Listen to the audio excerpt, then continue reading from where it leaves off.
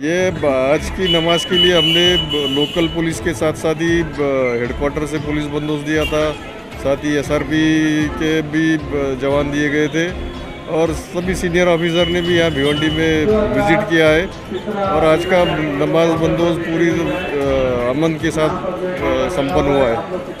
या पवित्र प्रसंगी मी भिवंडी शहरातील आणि ठाणे शहरातील सर्व मुस्लिम बांधवांना ईदच्या शुभेच्छा देतो।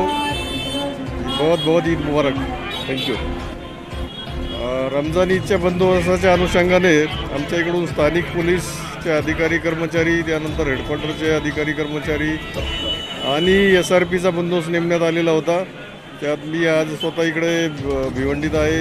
आमचे जॉईंट CP साहेबांनी सुद्धा भेट दिलेली आहे आणि एकंदरीतच सर्व जे प्रार्थना आहेत शांततेत पार पडलेल्या आहेत।